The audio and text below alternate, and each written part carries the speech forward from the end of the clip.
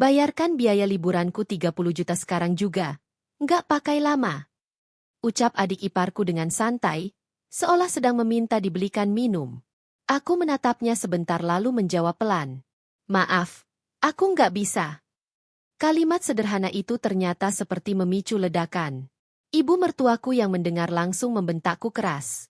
Cepat bayar sekarang atau kamu keluar dari keluarga ini. Malam itu juga aku mengambil keputusan. Aku pergi.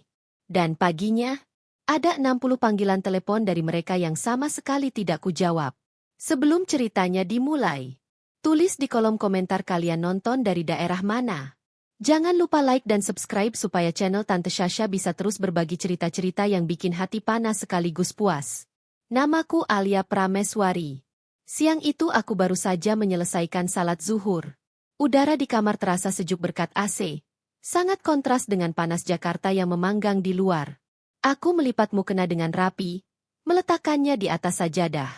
Dari ruang keluarga terdengar suara tawa keras, bercampur suara televisi yang diputar dengan volume maksimal. Aku tahu persis itu suara siapa. Bu Ratna, ibu mertuaku. Dan Mila, adik iparku.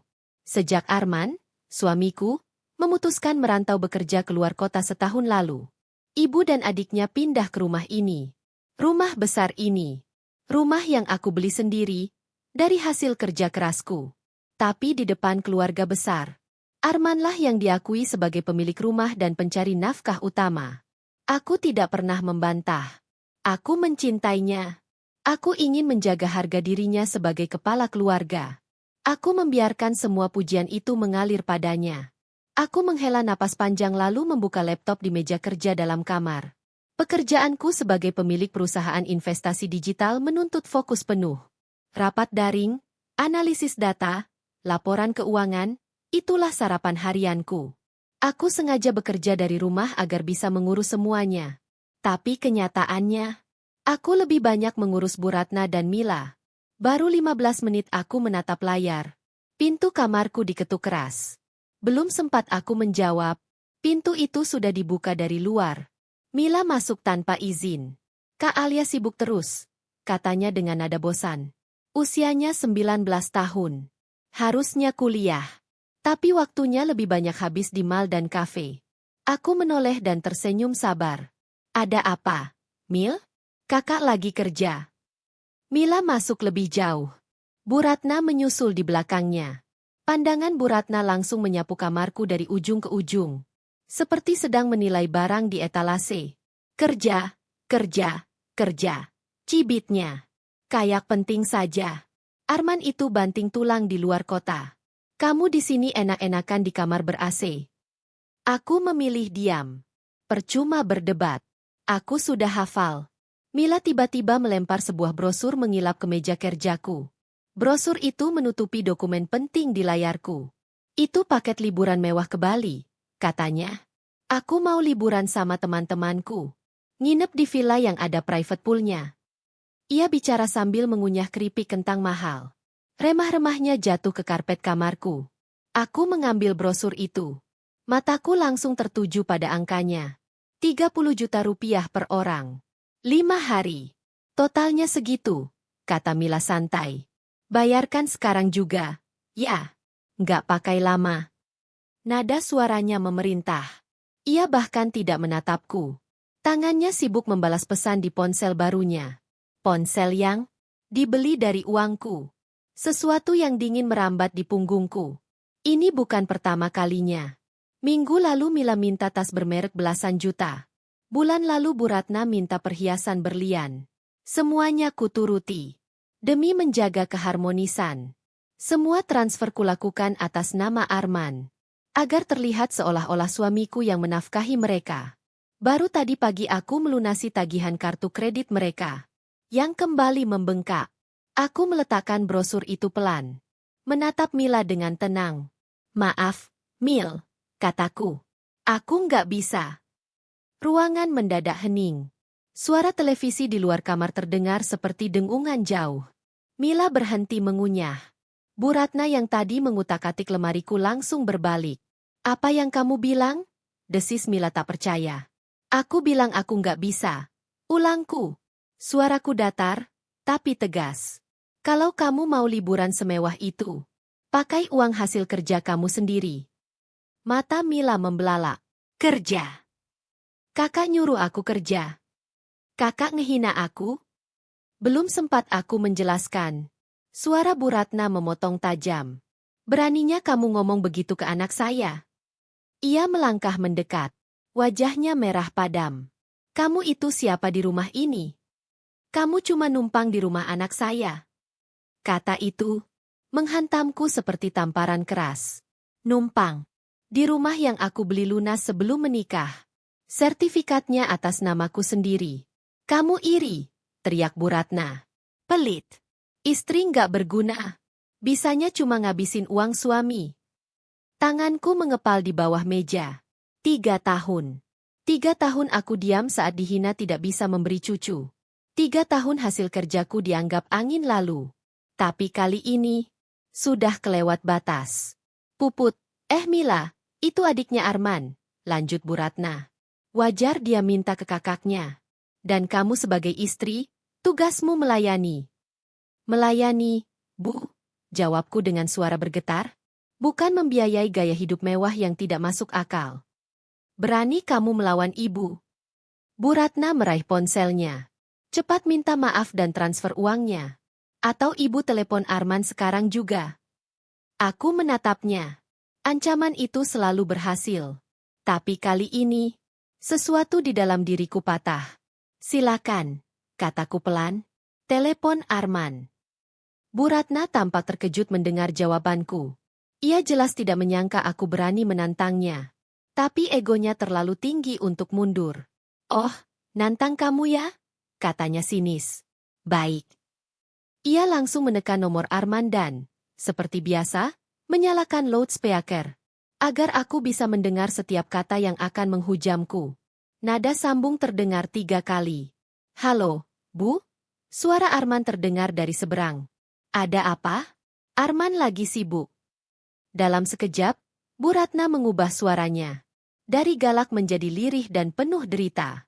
Arman, nak, sabar ya, nak, katanya dengan suara bergetar. Ibu lagi sedih sekali. Mila di sampingnya langsung ikut memasang wajah memelas. Siap mendukung drama ibunya. Aku hanya berdiri diam. Aku sudah hafal skenarionya. Aku sudah tahu dialognya. Ibu kenapa? Tanya Arman khawatir. Siapa yang bikin ibu sedih? Alia di situ kan? Dia jaga ibu, kan? Justru itu masalahnya. Nak? Tangis Bu Ratna pecah. Istrimu itu jahat sekali sama ibu dan Mila. Tadi Mila cuma minta uang liburan, lanjut Bu Ratna. Wajar. Nak, dia stres kuliah. Dia cuma minta 30 juta. Tapi istrimu membentak Mila. Aku terkesiap. Aku tidak pernah membentak. Alia bilang Mila disuruh kerja sendiri. Lanjut Bu Ratna sambil terisak. Dia menghina kita. Nah, dia bilang kita ini benalu. Darahku terasa berhenti mengalir. Kita dibilang cuma makan uang dia. Lanjutnya. Padahal itu kan semua uang kamu. Nah, uang hasil kerja keras kamu banting tulang di perantauan. Aku menatap ponsel di tangan Bu Ratna dengan nanar. Kebohongan itu diucapkan begitu lancar. Begitu meyakinkan. Dalam hatiku, aku masih berharap. Semoga Arman mengenaliku. Semoga dia tahu aku tidak seperti itu. Bu, suara Arman terdengar dingin. Kasih teleponnya ke Alia. Bu Ratna tersenyum penuh kemenangan. Ia menyodorkan ponsel itu ke arahku. Aku tidak bergerak. Dia nggak mau ngomong. Nak, kata Bu Ratna cepat. Dia sombong. Dia bilang, silakan telepon kamu, aku nggak takut. Detik berikutnya, suara Arman membentak keras dari speaker. Jaga bicaramu sama ibuku. Tubuhku terlonjak. Mas, aku. Diam. Aku nggak mau dengar alasan kamu. Kamu itu istri macam apa? Tugas kamu itu menghormati ibuku. Ibuku itu surgaku. Hatiku seperti diremas kuat-kuat. Kenapa kamu jadi pelit banget sih? Lanjut Arman. Pelit. Aku. Wanita yang membiayai operasi ibunya tahun lalu. Yang melunasi utang judi ayahnya sebelum meninggal. yang setiap bulan mentransfer uang ke rekening Arman, agar ia bisa pamer pada keluarganya. Mila cuma minta 30 juta, kataku mencoba tenang. Itu uang yang banyak, Mas. Banyak? Bentak Arman. Itu uang hasil kerja kerasku. Aku banting tulang di sini. Uangku aku kirim buat keluarga, bukan buat kamu simpan sendiri. Kalimat itu menghancurkan segalanya. Arman tidak hanya dia membiarkan ibunya menghina aku. Ia mengklaim uangku sebagai miliknya. Aku teringat saat ia merasa terintimidasi oleh kesuksesanku. Saat aku menciptakan jabatan manajer area khusus untuknya. Saat 80% gajinya sebenarnya berasal dari rekening pribadiku. Semua demi harga dirinya. Dan inilah balasannya. Cepat kasih Mila uangnya. Jangan bikin malu aku. Turuti semua kata ibuku atau kita selesai. Kita selesai. Alia. Kamu dengar? Ancaman cerai. Kata yang selalu ia gunakan. Karena ia tahu aku mencintainya. Tapi hari itu, sesuatu telah berubah. Rasa cinta itu terkikis habis. Yang tersisa hanya lelah. Telepon ditutup dengan bantingan keras. Bu Ratna dan Mila menatapku dengan senyum penuh kemenangan. Dengar itu? Ejek Bu Ratna. Suamimu sendiri sudah bicara. Cepat transfer sekarang. 30 juta ke rekening Mila. Mila menyilangkan tangan. Nggak pakai lama ya, Kak? Teman-temanku nunggu. Aku memandang mereka. Dua orang yang dulu kuanggap keluarga.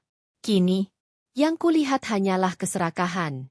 Aku menarik napas dalam-dalam. Getaran di tubuhku berhenti.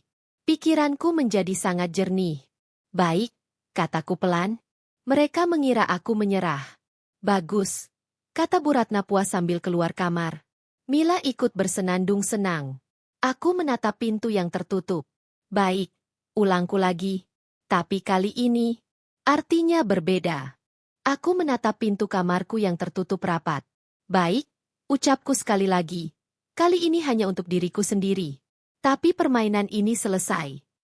Aku tidak meraih ponsel untuk membuka aplikasi bank. Aku meraih laptop. Tanganku bergerak cepat di atas keyboard. Kamar ini bukan lagi kamar tidur. Ini adalah ruang kendali. Email pertama ku kirim ke asisten pribadiku, Dina. Subjek, operasi pemutusan. Isinya singkat, jelas, tanpa emosi. Tarik seluruh fasilitas kartu kredit atas nama Arman, Bu Ratna, dan Mila. Efektif sekarang. Batalkan seluruh transfer otomatis ke rekening mereka. Hentikan pembayaran utilitas rumah. Saya akan pindah malam ini. Email kedua ku kirim ke bankir pribadiku. Bekukan seluruh rekening gabungan. Pindahkan semua aset pribadi saya ke rekening kustodian baru atas nama saya. Siapkan surat kuasa untuk pengacara saya. Email ketiga untuk tim legal perusahaan. Siapkan dokumen penarikan aset perusahaan. 2 unit mobil operasional. Siapkan surat pemutusan hubungan kerja atas nama Arman. Klik. 3 email. 3 peluru. Aku bersandar di kursi. Untuk pertama kalinya setelah bertahun-tahun, aku bisa bernapas. Aku mengunci pintu kamar. Di luar sana, Bu Ratna dan Mila pasti mengira aku sedang menangis. Atau meratapi nasib. Aku bisa mendengar tawa mereka di ruang keluarga. Mereka bahkan memesan makanan mahal dari restoran bintang 5. Untuk merayakan kemenangan. Aku tahu. Karena notifikasi terakhir dari kartu kredit masuk ke ponselku. Sebelum semuanya ku blokir. Biarlah. Itu akan jadi makanan mewah terakhir mereka. Aku tidak menangis. Air mataku sudah kering.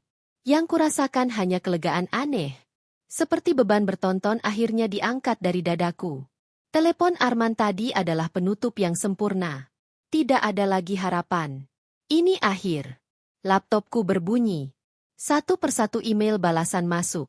Dari Dina, Bu Alia, seluruh kartu kredit atas nama Arman, Bu Ratna, dan Mila telah diblokir permanen per detik ini. Transfer otomatis dihentikan. Pembayaran utilitas rumah dibatalkan untuk bulan depan. Mobil penjemput siap pukul 00. Dari bankir pribadiku. Rekening gabungan telah dibekukan.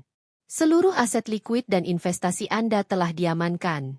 Tim legal bank siap menunggu instruksi. Dari tim legal perusahaan. Penarikan 2 unit kendaraan sedang diproses. Surat pemutusan hubungan kerja saudara Arman sedang disusun. Dengan alasan penyalahgunaan fasilitas perusahaan. Semuanya berjalan sempurna. Karena aku tidak membangun hidup ini dengan ceroboh. Aku membangunnya dengan ketelitian. Dan aku tidak akan membiarkan siapapun, bahkan suamiku sendiri, menghancurkannya. Aku membuka brankas tersembunyi di balik lukisan kaligrafi di kamarku. Di dalamnya bukan perhiasan, melainkan dokumen. Sertifikat rumah ini atas nama Alia Prameswari. Akta pendirian perusahaan. BPKB mobil. Paspor. Ijazah asli. Semua kumasukkan ke dalam tas laptop. Aku membuka lemari pakaian. Di satu sisi, baju-baju rumah sederhana. Dan hijab syari yang sering dicibir Bu Ratna. Di sisi lain, power suit, blazer mahal, pakaian profesional. Aku tidak menyentuh itu semua. Aku hanya mengambil koper kabin kecil. Isinya bukan pakaian. Isinya hard drive eksternal berisi seluruh data cadangan perusahaan. Beberapa buku catatan penting. Dan album foto orang tuaku yang telah tiada. Itu saja. Aku menatap kamar ini. Foto pernikahanku dengan Arman masih terpajang. Aku mengambil bingkainya. Membuka bagian belakangnya. Aku merobek bagian foto Arman. Bagian fotoku kusimpan. Sisanya kutinggalkan di meja. Pukul 9 malam. 10 malam. 11 malam. Tawa di luar sudah berhenti. Mereka pasti tertidur. Memimpikan liburan mewah ke Bali. Tepat pukul 12 malam. Aku membuka pintu kamar. Rumah itu gelap dan hening. Di ruang tamu, kotak-kotak makanan mahal berserakan. Aku melangkah tanpa perasaan. Aku mengambil secari kertas. Dan menulis satu kalimat. Sesuai permintaan Mas Arman dan Ibu, saya pergi. Kutaruh di meja makan. Meja tempat aku biasa menyajikan sarapan untuk mereka. Aku membuka pintu depan. Udara malam menyambutku. Aku keluar. Menutup pintu tanpa suara. Tidak menoleh ke belakang. Pagi itu, Mila terbangun sekitar pukul 10. Sinar matahari sudah menembus gorden kamarnya yang mahal. Ia meregangkan tubuh dengan malas sambil tersenyum puas. Hari ini adalah hari besar. Hari ini ia akan memesan tiket liburan 30 juta itu. Ia membayangkan wajah iri teman-temannya. Saat ia memamerkan tiket kelas bisnis. Dan foto-foto villa dengan kolam renang pribadi. Mila meraih ponselnya di atas nakas. Dengan penuh semangat ia membuka aplikasi perjalanan favoritnya. Tanpa ragu, ia memilih penerbangan kelas bisnis. Villa termahal dengan pelayan pribadi. Total pembayaran 32 juta rupiah. Sedikit di atas anggaran, gumamnya santai. Paling Kak Alia juga nggak peduli. Ia memasukkan detail kartu kredit platinum tambahan, yang selama ini tidak pernah bermasalah. Mila menekan tombol bayar sekarang. Layar memuat sejenak. Lalu muncul tulisan merah. Transaksi gagal. Harap hubungi bank penerbit kartu Anda. Mila mengerutkan kening. Hah? Kenapa ini? Mungkin internetnya lemot. Ia mematikan wifi dan beralih ke data seluler. Mencoba lagi. Gagal. Sekali lagi. Gagal. Ia mencoba membeli sesuatu yang lebih murah. Sepatu seharga belasan juta. Gagal. Pulsa 100.000. Gagal. Panik mulai merambat. Mila membuka aplikasi mobile banking. Biasanya Kak Alia sudah mentransfer uang saku bulanannya. Saldonya muncul. Rp15.350. Matanya membelalak. Itu, cuma cukup buat mie instan? Ibu. Mila melompat dari tempat tidur dan berlari ke kamar ibunya. Ibu bangun. Kartu Mila ditolak. Bu Ratna menggerutu setengah sadar. Ah, paling limit. Biasa itu. Pakai kartu ibu saja. Sana pesan sarapan, ibu lapar. Mila sedikit lega. Benar juga.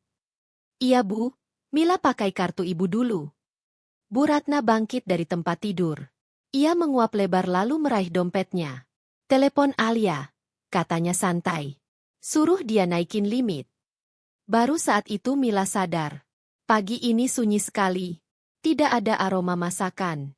Tidak ada suara orang membersihkan rumah. Kak Alia mana, Bu? Kok sepi? Bu Ratna mendengus. Paling masih di kamar. Merajuk. Biarin saja. Biar dia sadar posisi. Mereka berjalan ke kamar Alia. Pintunya tidak dikunci. Bu Ratna mendorongnya kasar. Kamar itu kosong. Terlalu rapi. Tempat tidur licin, tak berbekas. Lemari terbuka sedikit. Hanya ada baju-baju rumah sederhana. Baju-baju bagusnya tidak ada. Mila melihat secari kertas di meja makan. Ibu. Ia mengambil kertas itu dan membaca keras-keras. Sesuai permintaan Mas Arman dan Ibu, saya pergi. Bu Ratna merebut kertas itu. Pergi. Halah, drama. Paling kabur ke rumah orang tuanya. Nanti juga balik kalau uangnya habis. Namun wajah Mila mulai pucat. Bu, liburan Mila gimana? Bu Ratna mendengus sombong. Ibu masih punya kartu. Ia mengeluarkan kartu kredit emasnya. Ibu mau beli tas baru sekalian. Bu Ratna membuka aplikasi belanja online. Memilih tas bermerek seharga 5 juta. Dengan percaya diri ia menekan beli sekarang. Wajahnya langsung memucat. Transaksi ditolak. Apa-apaan ini? Ia mencoba lagi. Ditolak. Barang termurah, jepit rambut 50.000. Ditolak. Ini pasti ulah Alia. Tangannya gemetar. Ia menelepon Alia. Nomor yang Anda tuju sedang tidak aktif atau berada di luar jangkauan. Bu Ratna melempar ponselnya ke sofa. Anak kurang ajar. Put, telepon Arman sekarang. Mila dengan tangan gemetar menelepon Arman. Arman menjawab dengan suara serak. Ada apa lagi pagi-pagi? Mas, Mila mulai menangis. Kak Alia kabur. Semua kartu ditolak. Liburan Mila gimana? Hening di seberang sana. Sebentar, kata Arman. Ia mengecek rekeningnya. Kosong. Portal perusahaan. Akses ditolak. Ia mencoba kartu kredit perusahaan. Pesan kopi online. Gagal. Darahnya terasa surut. Kartu Mas juga diblokir, katanya panik. Ibu mana? Tanya Arman. Kasih teleponnya. Bu Ratna merebut ponsel. Mas, istrimu sudah gila. Uang liburan Mila harus ada hari ini. Bu, teriak Arman. Mas juga nggak punya uang. Saat itu Mila menjerit dari ruang tamu. Ibu, TV mati. Internet mati. AC mati. Hawa panas Jakarta mulai masuk. Rumah mewah itu berubah menjadi penjara pengap. Hawa panas Jakarta mulai terasa menyengat. AC sentral rumah itu mati total. Lampu-lampu padam. Televisi hitam. Internet mati. Rumah mewah yang biasanya sejuk, terang, dan penuh hiburan berubah menjadi tempat yang pengap dan sunyi.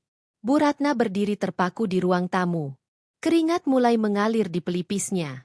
Tiba-tiba ponselnya berbunyi. Satu notifikasi email masuk. Ia membuka dengan tangan gemetar. Pemberitahuan bank. Cicilan KPR rumah Anda sebesar 85 juta rupiah telah jatuh tempo. Pembayaran gagal diproses. Harap segera melakukan pembayaran untuk menghindari proses lelang. Ponsel itu jatuh dari tangan Bu Ratna. Arman, bisiknya lirih ke telepon. Cicilan rumah gagal bayar. Di seberang sana, Arman terdiam. Untuk pertama kalinya, ia benar-benar panik. Di luar kota, Arman mencoba berpikir cepat. Ia mengecek semua kemungkinan. Semua kartu. Debit, kredit, perusahaan. Nol.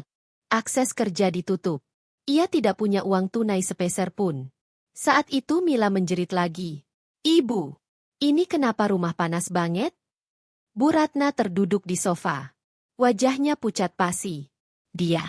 Alia. Dia cabut semuanya. Arman merasakan dunia runtuh. Ia menelepon Alia. 2 kali. 10 kali. Tidak aktif. Panik menjalar ke suaranya. Aku pulang ke Jakarta. Katanya akhirnya. Aku harus urus ini. Dengan harga diri yang hancur, Arman meminjam uang dari bawahannya. Berbohong dompetnya dicopet. Ia berhasil mengumpulkan 3 juta rupiah. Bukan untuk pesawat, tapi tiket bus ekonomi. 18 jam perjalanan. Bus panas. Sesak. Berbau. Arman tidak tidur. Ia marah pada Alia. Marah pada ibunya.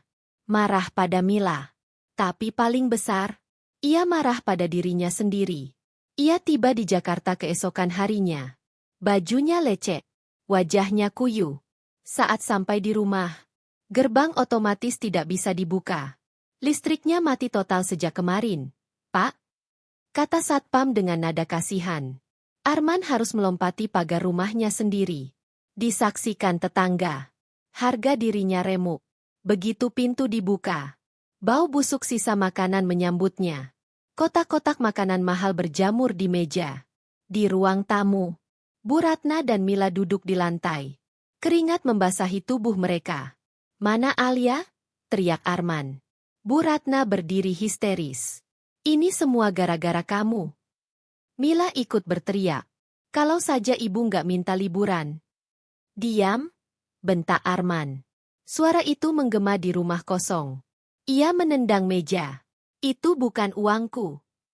Keduanya terdiam. Itu semua uang Alia. Rumah ini, mobil, kartu kredit, semuanya milik dia. Bu Ratna terduduk lemas. Mila menutup mulutnya. Kita, selama ini hidup dari uang dia. Kata Arman putus asa. Kita ini parasit. Keheningan menggantung. Lalu terdengar gedoran keras di pintu. Bukan bel. Gedoran kasar. Arman membuka pintu. 2 pria berseragam leasing berdiri di depan. Di belakang mereka, truk derek. Selamat siang, kata salah satunya datar. Kami dari perusahaan leasing. Kami akan menarik 2 unit kendaraan. Atas nama PT Alia Prameswari Investama. Karena gagal bayar. Bu Ratna menjerit. Itu mobil anak saya. Petugas menghela napas. Kami berurusan dengan pemilik sah. Garasi dibuka. Mesin derek menyala. Mobil mewah mereka diseret keluar. Alphard hitam. SUV putih. Tetangga mulai keluar rumah. Berpura-pura menyiram tanaman. Puput, Mila, menangis histeris. Mobilku. Jangan ambil mobilku. Arman berdiri kaku. Ia tidak berhak menghentikan apapun. Saat truk derek pergi, sebuah sedan lain berhenti. 3 orang berseragam batik bank turun. Selamat siang, kata wanita di depan. Kami dari pihak bank terkait tunggakan KPR rumah ini. Bu Ratna limbung. Wanita dari pihak bank membuka map dokumen di tangannya. Wajahnya tegas. Nada bicaranya dingin dan profesional. Kemarin sistem kami mencatat adanya gagal bayar cicilan sebesar 85 juta rupiah, katanya. Kami juga menerima konfirmasi resmi dari Ibu Alia Prameswari, selaku penjamin utama dan pemilik rekening sumber dana. Beliau telah menarik seluruh jaminan dan menghentikan pembayaran otomatis secara permanen. Jantung Bu Ratna terasa berhenti berdetak. Arman maju 1 langkah. Tunggu, serunya panik. Saya suaminya. Ini rumah kami. Ini harta Gonogini.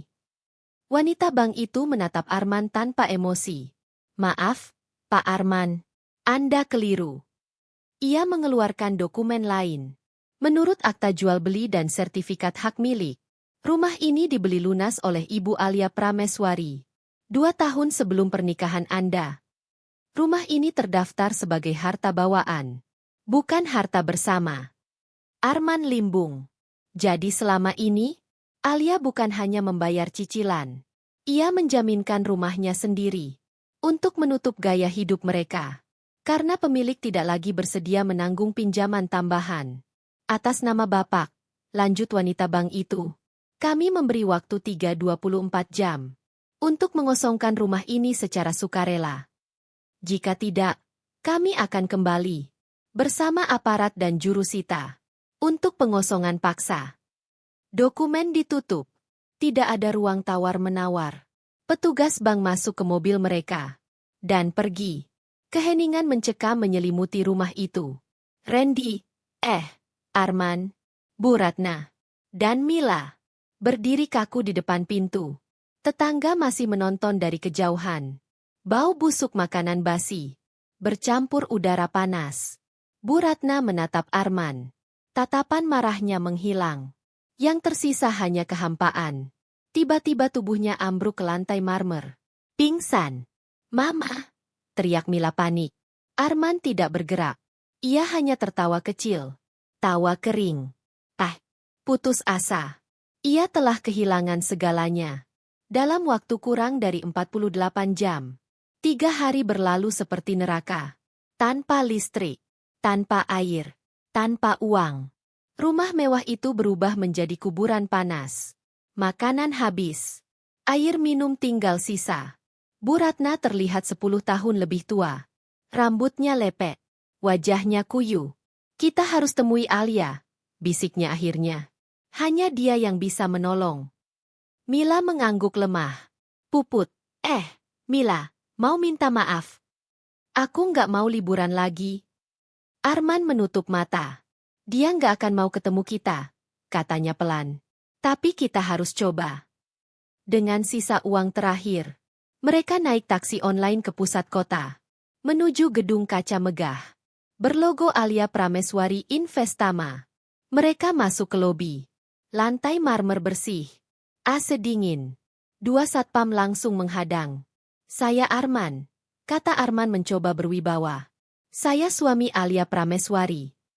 Satpam berbicara lewat AirPH. Wajahnya berubah dingin. Maaf, Pak. Atas instruksi Ibu Alia, Bapak, Ibu Ratna, dan Nona Mila. Tidak diizinkan masuk. Bu Ratna mulai berteriak. Sabrina, Alia, keluar kamu. Beberapa karyawan menoleh. Saat itulah terdengar bunyi ding lembut. Lift VIP terbuka. Dan keluarlah Alia. Bukan Alia yang mereka kenal. Ia mengenakan blazer biru tua. Hijab elegan. Wajah tenang dan berwibawa. Di belakangnya, para direktur dan asistennya. Arman membeku. Bu Ratna gemetar. Lobi gedung itu mendadak hening. Semua mata tertuju pada satu sosok. Alia Prameswari. Ia melangkah keluar dari lift VIP dengan langkah tenang. Blazer biru navy membingkai tubuhnya dengan sempurna. Hijabnya rapi, modern, dan elegan. Wajahnya dirias tipis, profesional. Di belakangnya berdiri para direktur berjas mahal. Dan Dina, asistennya. Bu Ratna dan Mila terpaku. Mereka hampir tidak mengenalinya. Ini bukan Alia yang mereka bentak. Bukan Alia yang mereka sebut numpang. Ini adalah pemilik gedung ini. Arman adalah yang pertama tersadar. Harga dirinya runtuh seketika. Ia melangkah cepat. Lalu, berlutut. Di tengah lobi yang luas dan berkilauan itu. Arman bersujud di kaki Alia. Tangannya memeluk sepatu Alia yang mengilap. Alia, sayang. Suara Arman pecah. Aku salah, aku bodoh, aku hilaf. Tolong jangan ceraikan aku. Air mata bercucuran di wajahnya yang kotor. Aku janji berubah. Aku akan jadi suami yang baik. Aku akan lakukan apa saja. Beberapa karyawan menahan napas. Pemandangan itu terasa tidak nyata. Bu Ratna tersentak. Ia ikut berlutut, berusaha memegang tangan Alia. Nak, Alia. Ibu salah. Nak. Ibu serakah. Maafkan kami. Kami mau tinggal di mana kalau kamu pergi? Mila berdiri di belakang mereka. Menangis tanpa suara. Terlalu malu untuk ikut berlutut. Seluruh lobi membeku. Alia menatap mereka bertiga. Tidak ada amarah di wajahnya.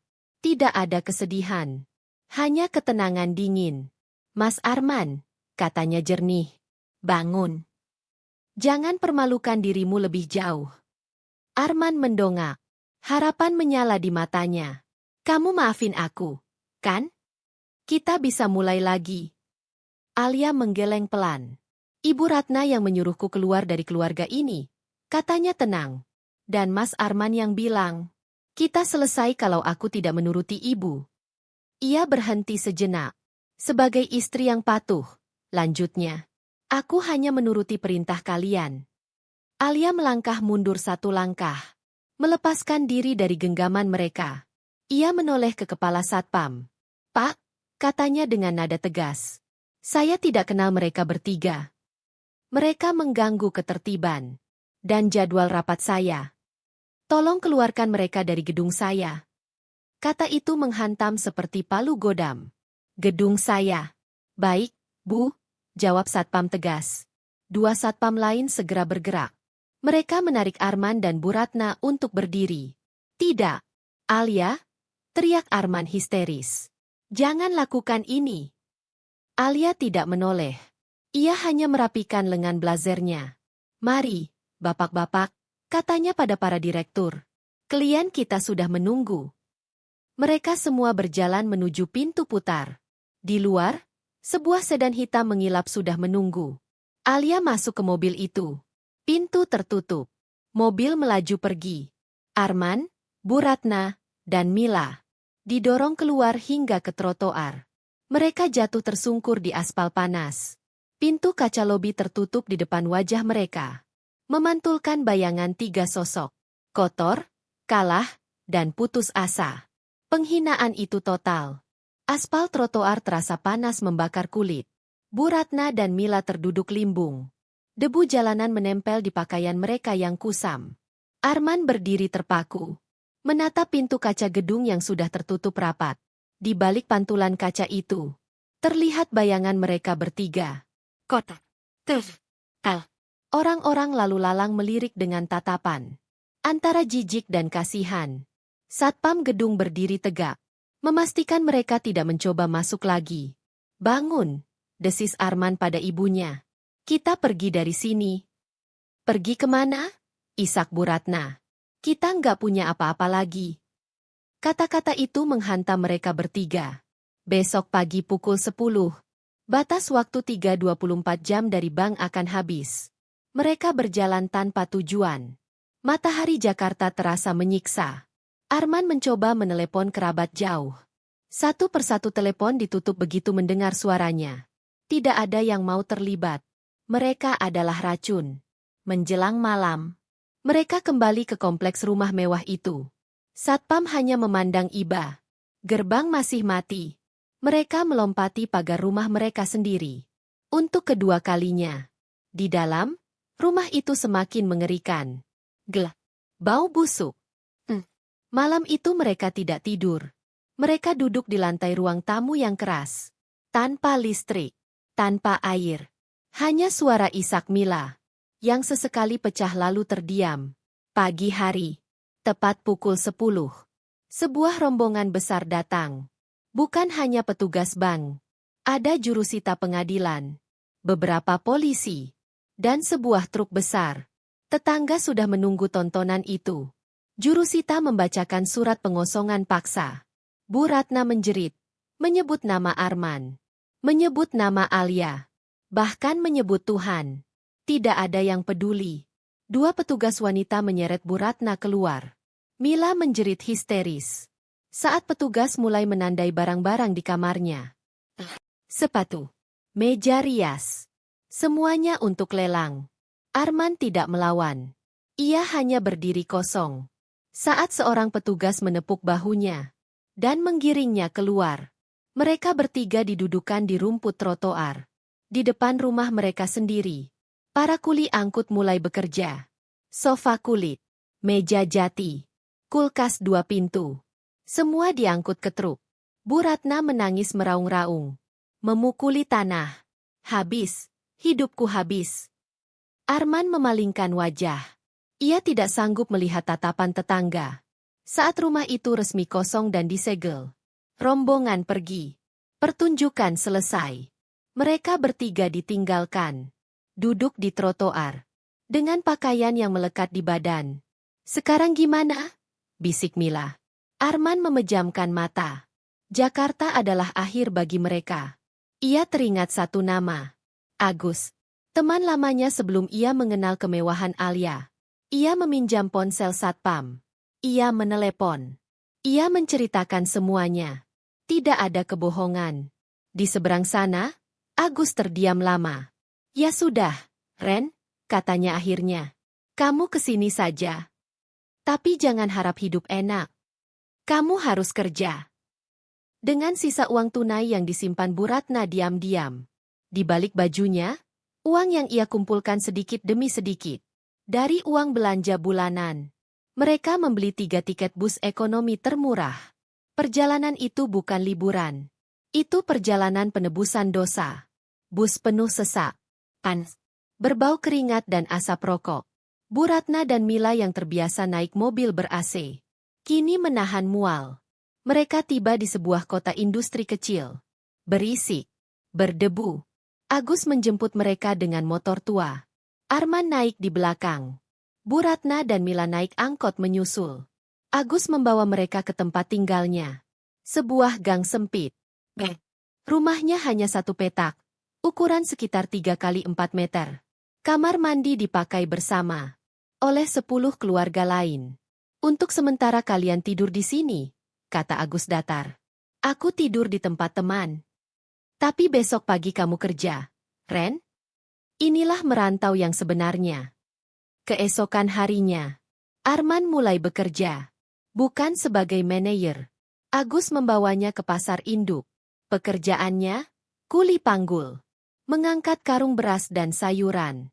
Dari jam 3 pagi sampai jam 3 sore. Tubuh Arman yang dulu lunak karena kemewahan. Remuk di hari pertama. Punggungnya seperti patah. Tapi ia tidak punya pilihan. Kalau tidak kerja, mereka tidak makan. Bu Ratna juga tidak bisa hanya duduk. Dengan menahan malu, ia menawarkan diri menjadi buruh cuci. Dari pintu ke pintu. Permisi, Bu, mau cuci baju? Murah. Tangannya yang dulu halus dan bermanikur, kini mengucek pakaian kotor. Dengan sabun colek kasar, kulitnya melepuh, perih. Dan Mila, ponselnya sudah lama mati, menjadi ganjalan pintu. Ia tidak punya ijazah, tidak punya keahlian. Satu-satunya pekerjaan yang ia dapatkan adalah pelayan warteg. Ia mencuci piring berminyak, membersihkan meja lengket, melayani kuli pasar dan sopir truk. Gajinya Rp30.000 per hari. Itu pun sering dipotong jika ia memecahkan piring. Suatu sore, saat Mila menyikat lantai kamar mandi warteg yang bau dan kotor, ia mendengar suara ponsel pelanggan. Video liburan di Bali. Ia terduduk di lantai basah, memeluk lututnya, dan menangis. Bukan hanya karena lelah, tapi karena sadar. Karma telah tiba. 6 bulan berlalu. Di kontrakan petak yang pengap, 3 sosok duduk mengelilingi kompor gas kecil. Arman baru pulang dari pasar. Tubuhnya kini jauh lebih kurus. Kulitnya menghitam terbakar matahari. Ototnya mengeras karena kerja kasar. Ia meletakkan beberapa lembar uang 5 ribuan yang lecek di atas meja. Bu Ratna, dengan punggung membungkuk, mengaduk mie instan di panci kecil. Tangannya kasar dan penuh kapalan. Mila duduk di pojok ruangan, memijat kakinya yang bengkak. Masih mengenakan seragam warteg yang kotor. Airnya kebanyakan, gerutu Arman. Nanti hambar. Diam kamu, balas Bu Ratna ketus. Kamu kira punggung ibu nggak sakit? Habis ngucek 10 kilo cucian? Puput juga capek, timpal Mila sengit. Tadi ada pelanggan nggak mau bayar. Gaji Puput dipotong lagi. Mereka makan dalam diam. Lalu Arman meletakkan sendoknya keras. Ini semua salah ibu. Bu Ratna melotot. Kamu yang laki-laki. Kenapa semua harta atas nama Alia? Kalian yang menghina istriku, bentak Arman. Kalian yang mengusir dia. Mila ikut berteriak. Mas yang bohong. Ngaku manajer hebat. Ternyata numpang hidup sama istri. Malam itu, seperti malam-malam sebelumnya, kontrakan sempit itu dipenuhi teriakan. Mereka miskin, terhina, dan saling membenci. Di tempat lain, angin laut berhembus lembut. Alia berdiri di teras sebuah villa yang sedang dalam tahap akhir pembangunan. Di hadapannya, Matahari terbenam. Di atas Samudra Hindia. Ia tidak liburan. Ia menginspeksi proyek resort mewah miliknya. Kaftan linen sederhana membalut tubuhnya. Hijab berwarna pasir tertiup angin laut. Pastikan Infinity Pool pakai material daur ulang, katanya tenang. Saya mau sertifikasi hijau. Ponselnya berdering. Alia, suara Dina terdengar. Renovasi rumah lama hampir selesai. Jual saja, jawab Alia singkat. Itu hanya aset. Uangnya kita pakai bangun panti asuhan. Ada kabar lain, lanjut Dina ragu. Gugatan cerai sudah inkrah. Semua aset kembali ke tangan Anda. Alia menutup mata. Alhamdulillah. Dan Arman serta keluarganya ditangkap, lanjut Dina. Bu Ratna mencuri. Dan Arman terbukti memalsukan ijazah. Alia tidak tersenyum. Tidak tertawa. Ia hanya lega. Biarkan hukum yang mengurus mereka, katanya. Alia berdiri sendiri di teras villa itu. Menatap Cakrawala. Ia bukan hanya wanita kaya. Ia wanita yang utuh. Ia telah memenangkan pertarungan terbesar dalam hidupnya. Melawan pengkhianatan. Dan menemukan kembali dirinya sendiri.